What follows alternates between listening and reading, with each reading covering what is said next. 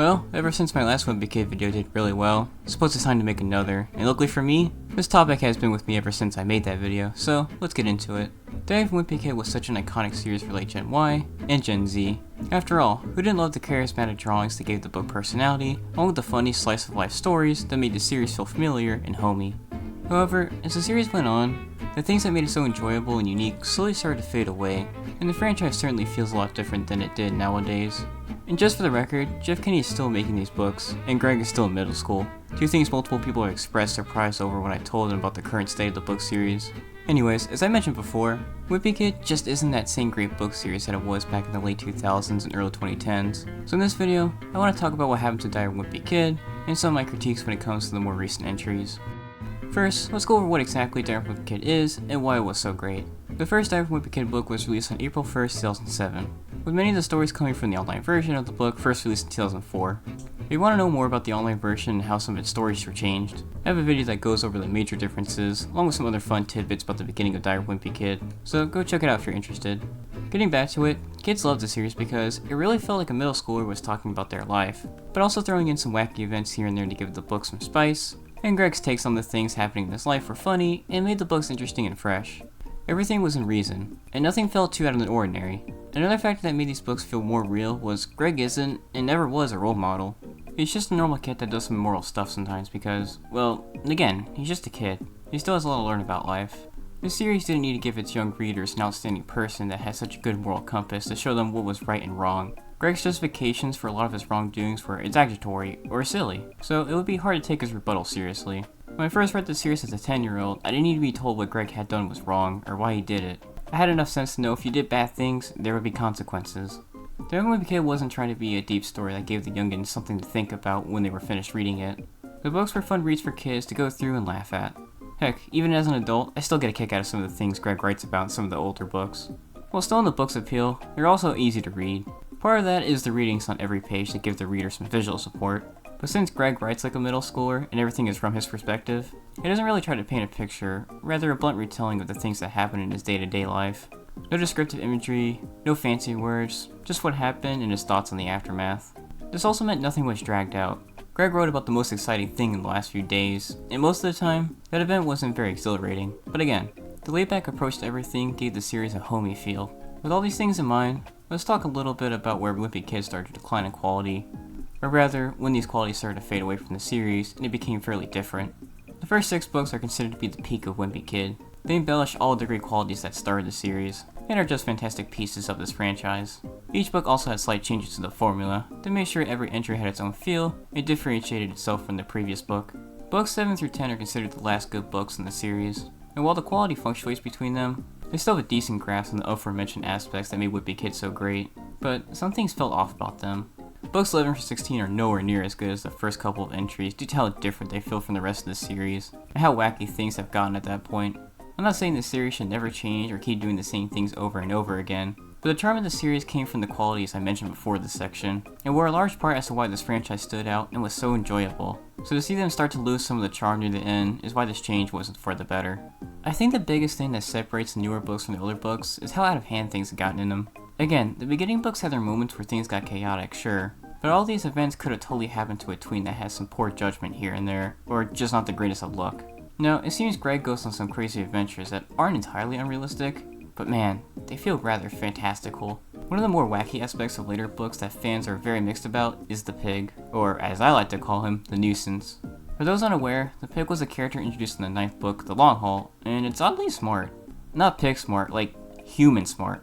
In the book after the pig was introduced, Greg mentions how it walks on 2 legs, wears pants, can take off its collar with its front legs, and sometimes leaves the house and returns late at night.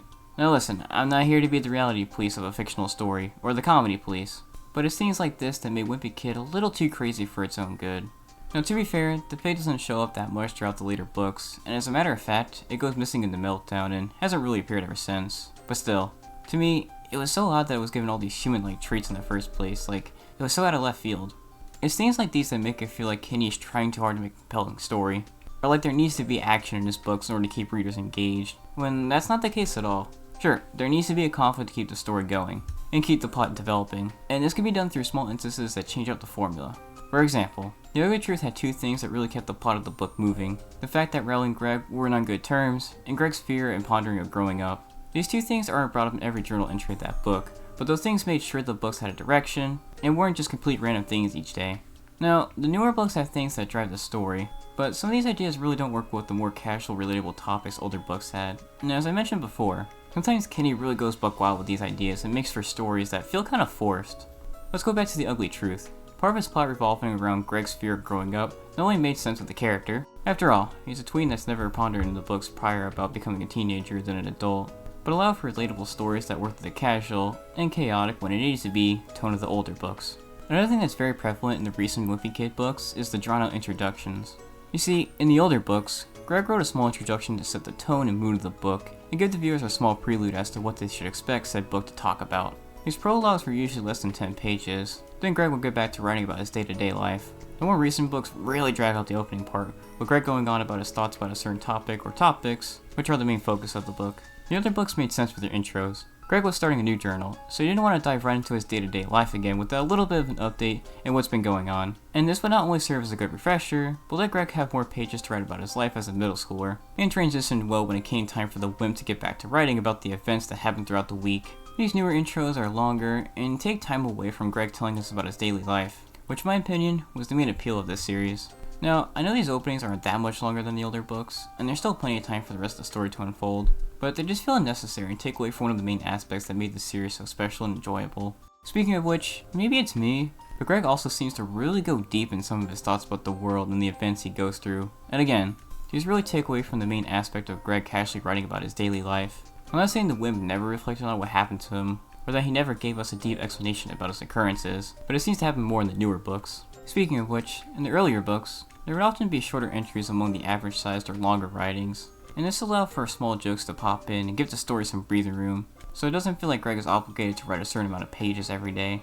It seems these smaller entries really aren't a thing in the later books, with a lot of day entries lasting over 10 pages. There were writings that lasted over 10 pages in the older books, sure, the majority of them were dedicated to a big event that happened that either changed Greg's life for the rest of the book, or had the potential to change his life. It seems to also lead to another issue, rushed endings. Double Down and Wrecking Ball are shining examples of this. In the span of Double Down's last 20 or so pages, Greg and Rowley go from making a horror movie, to Rowley becoming famous and interviewed by multiple stations for being stuck in a tree with a shower cap and a kid's toy. Not only does this give the readers whiplash, but this leads to poor execution of what could have been a decent drawn out story. Like, I feel like if Greg and Riley's attempt at making that horror movie kept going, it could have been funny with the shenanigans they ran into, and if Kinney wanted to have a reason for cutting the subplot short, he could have had Greg's mom shut down the idea for being too violent, or something a young boy his age shouldn't do. Not to mention, this ending is not mentioned anywhere after this book. Riley's no longer famous in the next installment, so it's weird how some stuff gets set up and then not seen through with. The Last Straw had a really nice closer. The last 20 pages were chaotic, sure, but they didn't go as quickly from one event to another. Instead of doing a bunch of things at the end, The Last Straw had one big event that was easy to follow, had a comprehensive connection to the ending, it wasn't out of this world. Not to mention, it also had a couple more pages to neatly wrap everything up, with the ending allowing for another book to follow. Which furthered my point with Wrecking Ball. Throughout the entire book, Greg wrote about how his house was getting renovated and his thoughts on previous home improvement experiences he's had. Just like last discussion, the last 20 pages are just so chaotic. It feels like Kinney had a certain amount of events that he wanted to put in the book, but could only flesh so many of them out. So he quickly puts every remaining idea at the end of the story to try to wrap things up. I will say, at least they needed the story carried over into the next book, as the Heffleys had to move into Grandma's house for the time being, despite the fact this new element doesn't last very long, as the family goes on vacation early on in that book. All of this talk of way too fast endings kind of reminds me of another big topic that gets tossed around with this series. One thing that sometimes gets brought up when there are people talking about how Greg is always in middle school is the possibility of the series evolving with the Wimp, as in Greg actually ages and moves on to high school and college. I don't think it's a bad idea, but it's not really a practical one. First of all, Greg is considered by Kinney to be a cartoon character, so as such, he doesn't really age, and his living situation isn't to change significantly for a long period of time. Even if Greg did age, the books would have to become more mature with each book. Not to the point where he would be using swears or showing violence in his drawings, but talking more about grown-up things or topics that would go over young readers' heads, i.e. the core audience of the series. And Greg keeping his tween naivety and juvenileness throughout high school probably wouldn't have made for an appropriate approach, considering how much people grow up in that time period. So either Greg grows up and creates a new target audience by writing about more grown-up things, or he continues writing the way he does, which would feel odd for a teenager growing up and going through high school.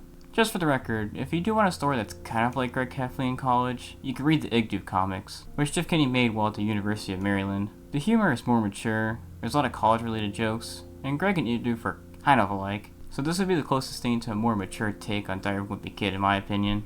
Now that I'm done with more general points, I want to go over some of the newer books to criticize some other elements that have appeared recently, but aren't in every book, or I think I should pick on, starting with The Third Wheel and Hard Luck. In my opinion, both these books have the same charm and ideas that were in the original books, but they just don't execute them as well as the first 6 books did. I don't know what it is, but I think it's because these books feel a bit more mature than most of the older entries, which isn't a bad thing, but I don't think their seriousness is justified. What's more, I'm going to bring up the ugly truth. That book had purpose to a slightly more mature tone. Greg isn't exactly sure how to feel about getting older and having more responsibility, and who was once his best friend doesn't talk to him throughout most of the book, which are two things that could really rag on a young boy's mind. Now, to give credit where credit is due, dating is a more mature subject matter in the Wimpy Kid realm, so I guess The Third Wheel has purpose for its change in tone and mood, but it still doesn't handle it properly due to how it feels kind of crammed in there. And Hard Luck has its talks about responsibility, but there's nothing like the ugly truth's discussion of said topic, so it doesn't feel fulfilling or like it justifies its tone change.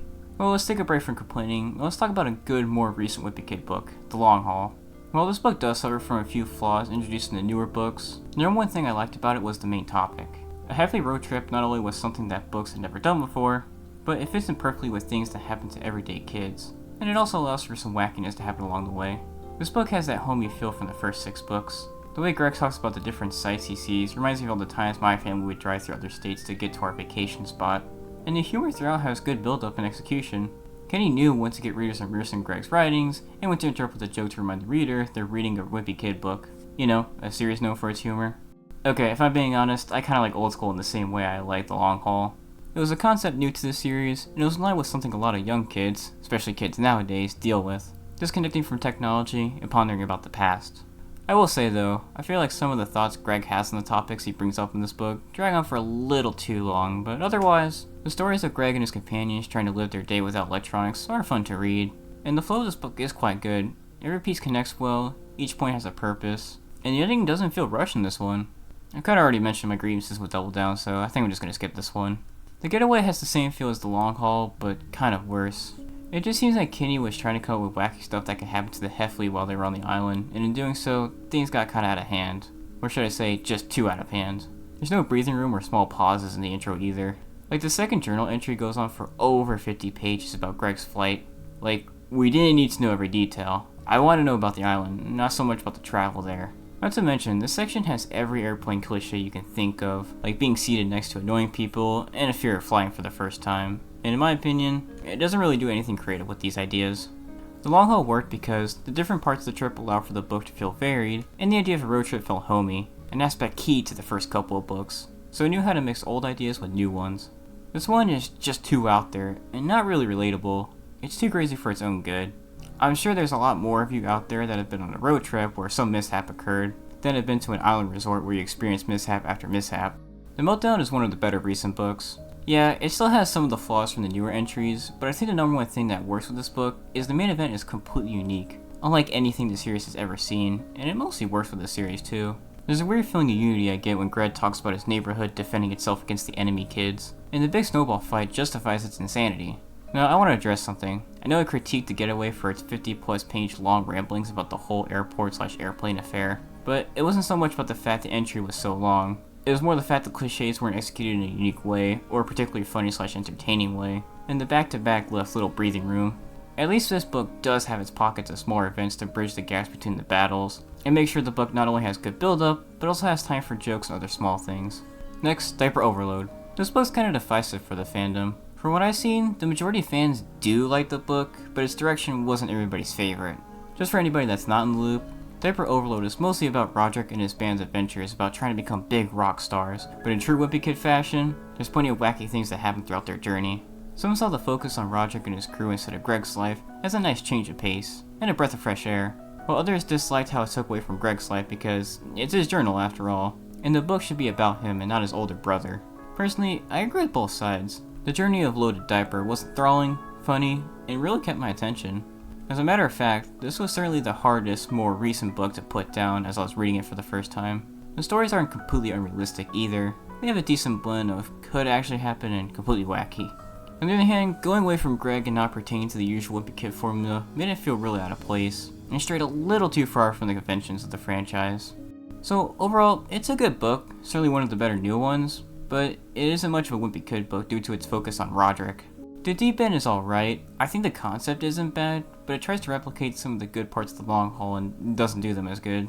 The long haul's pacing and storytelling felt natural, and flowed because the Heffleys weren't really looking for much. They just wanted to have a fun time on the road and make the most out of a summer vacation, an element that played well into the laid-back nature of the earlier books.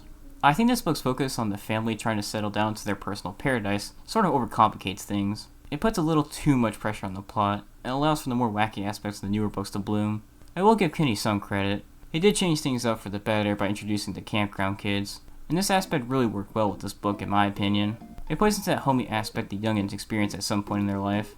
They go to one place for a short period of time, and make friends with people their age that they never see again. While this one is certainly far from my favorite in the series, it's not half bad and has some decent stories.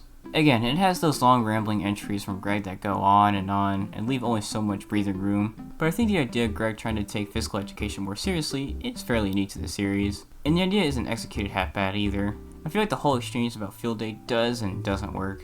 It's too complex for the series. Not saying the series has never had some deep ideas, but this one feels a little too intricate for whatever other book has done, making this part of the book feel out of place. However, the stories about field day and Greg on the basketball team are executed just fine. There's good jokes that aren't boring rehashes, the progression is hooking, and there's enough variety between each to add on to its appeal and readability. Yeah, I'm not a fan of No Brainer. It just feels so weird. It's unlike any of the other books in this franchise. The things that happen to Greg's school just feel so out of left field for the series. Like, it's so odd to have so many of the issues brought up and discussed in depth. And it has the same issue that Double Down does, a rushing that holds no substance in the next book. It's just so weird to read in my opinion.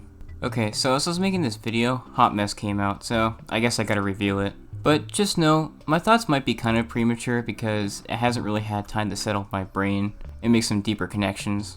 Anyways, it's okay. There's some good jokes scattered throughout, and I do like the concept of Greg having to deal with this entire extended family, and it has decent execution. I have a few complaints though. First, the book feels kind of rushed and fast, with only so much breathing room between the entries. I guess that's par for the course, but it's still an issue. Secondly, man, Susan is real unlikable in this story. Trying to take the reins of the family from Grandma and failing greatly, and destroying that Monopoly game? Why? I understand why she was upset, but I don't know, it kind of feels out of character in my opinion. Third, and this is another issue that sometimes shows up in the more recent books, is certain references to pop culture. In my opinion, putting these references in the book dates them and hardly does anything for its relevancy. The other books are fairly timeless. Sure, there's mention of older technologies not used much nowadays, but still, there's nothing in them to make them feel like they were made during a certain time period. Actually, I have one more thing I want to bring up. Dazzle. It's essentially the pig for me, but luckily, it seems this book is going to be this dog's only appearance, so at least she won't linger. Okay, I was gonna have a nerdy rant in the last script I was writing, but that video never happened, so this video is getting my nerdy rant instead. On page 50, Greg says, and I quote, "I'll bet Tarzan got really messed up thinking he was an ape, especially during his teenage years." Well, Greg Heffley, Tarzan is an ape, because all humans are apes. Apes are defined as any primate that lacks a tail, and he doesn't have a tail, so Tarzan is an ape. Just like how all of you watching are apes. As a matter of fact, we're great apes. I will cut Greg some slack though. I didn't learn the specifications of all different kinds of primates until I was 19, so he still got some time to learn his zoology. Well, that's everything I have against some of the newer Wimpy Kid books. The older books had a very special charm that no other series at that time had. But Greg's funny, unique insight on his day-to-day life, the simplicity and laid-back nature of Greg's writing made it easy to read, and didn't overcomplicate things, and nothing was too out of the ordinary, so there was a fairly realistic aspect to it. Over time, the books didn't harp on these aspects as much, and kind of created a different identity for the series, which in my opinion, didn't do so well. Now, as I said earlier, I don't dislike most of the newer books. Despite all my grievances towards the new Wimpy Kids, I can't help but still read every new entry as they come out. While the series may not be as special as it once was, there's just nothing like it. Sure, there's been a bunch of Wimpy Kid copycats, but Kenny really does put his own charm and magic in each of these books. This series has a feeling and tone that I've never read or felt in any other piece of media. I may talk a lot of smack about the newer entries, but to their credit, they are still fun to read, and I get a kick out of what kind of craziness Kenny will put in the next book. I will also say, some of the drawings from the later books make for some great out of context images. Like, if you're not familiar with any of the newer entries, try guessing what's happening in each of these photos. One more thing I want to bring up is the Loaded Diaper subreddit has what's known as look-like books, which are essentially fan-created books that try to mock the style of the Wimpy Kid series. I've only read a couple of them, but I gotta say, they're not bad, and I would recommend them to anybody that likes this franchise and wants to read how other people interpret Greg and how he writes. There's both serious and comedic LLBs too, so it's got something for every Wimpy Kid fan. Well, that's all I had to say for this video. Have a good day, and let me know what you think happened with Diary of Wimpy Kid.